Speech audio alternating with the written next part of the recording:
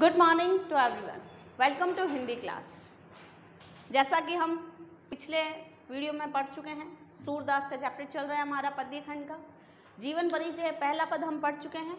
आज पढ़ते हैं, हम देखते हैं दूसरा पद, सूरदास का दूसरा पद। जैसा कि आपको पता है कि पहले पद में हमने पढ़ा था, उद्धव जो हैं गोपियों के पास योग संदेश लेके आते हैं और गोपियाँ जो हैं उन्हें ताना देती है, व्यंग्य उक्तियों से उनसे बात करती हैं। ठीक है, कहती हैं कि जो है तुम तो कमल के पत्ते के समान हो, तेल से भरी हुई मटकी के समान हो। ये सारे उदाहरण देकर उन्हें समझाती है।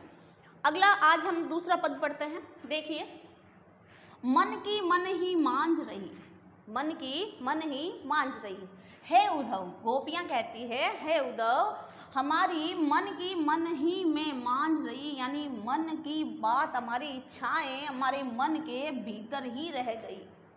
यानी हमारी मन की इच्छाएं थी कि जब श्री कृष्ण आएंगे वापस, जब वो मथुरा चले गए तो हमारी मन इच्छा थी कि जब वो आएंगे हम उन्हें बहुत सारी शिकायतें करेंगे, हम उनसे बहुत बातें करेंगे, लेकिन हमारी मन की बातें मन में ही रह गई।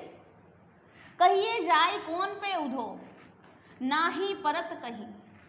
कह रही है कि अब हमारी मन की इच्छाएं तो मन में ही रह गई, कृष्ण तो आए नहीं और तुम्हें योग संदेश लेके भेज दिया। अब कहिए जाए कौन पे उद्धव, हे उद्धव अब हम कहाँ जाकर और किससे हम अपनी इच्छाओं के बारे में कहें। हमारा तो ये था कि जब श्री कृष्ण आएंगे लौटकर तब हम उन्हें अपनी मन की सारी बातें, सारी इच्छाएं कहेंगे, लेकिन अब हमारी मन की सारी इच्छाएं मन में ही रह गई, क्योंकि उन्होंने स्वयं न आकर तुम्हारे साथ योग संदेश भेज दिया।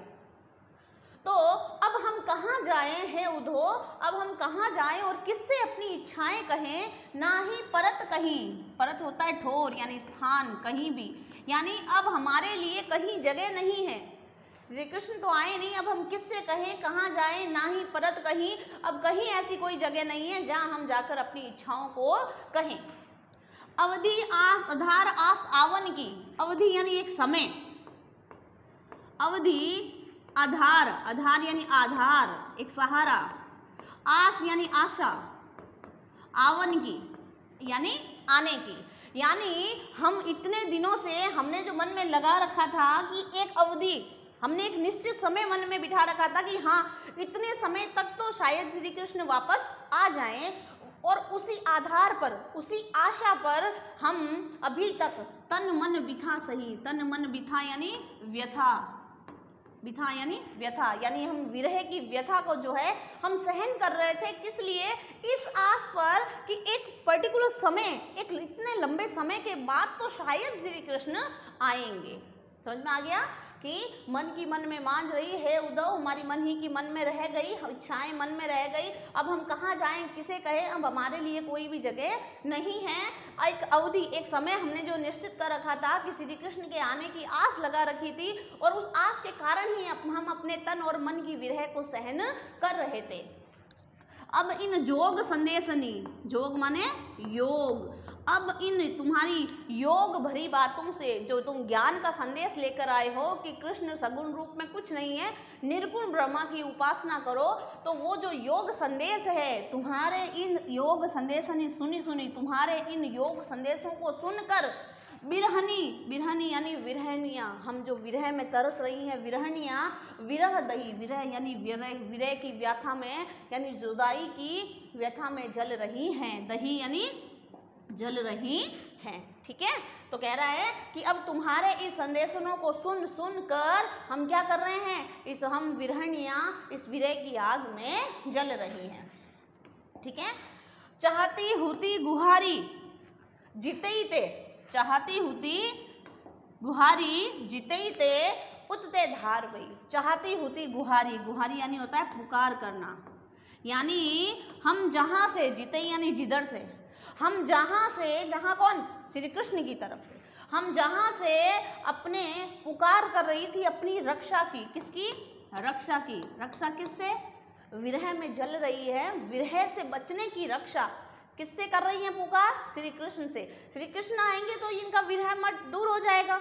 तो ये कह रही है कि चाहती होती, जहाँ से हमने चाहा कि पुकार करें, हम जहाँ किसी रक्षा के लिए किसी को बुलाते हैं और वो हमारी रक्षा करता है तो हम वो चाहते हो हमारी रक्षा का कार्य पूरा हो जाता है। तो गोपियाँ कह रही हैं हमने जहाँ से पुकार करना चाहा, रक्षा की उम्मीद की, जीते ही थे यानी जहाँ से, उतते यानी उधर से, उधर कहाँ? कृष्ण की तरफ से, उधर से धार बही। धार कौन सी?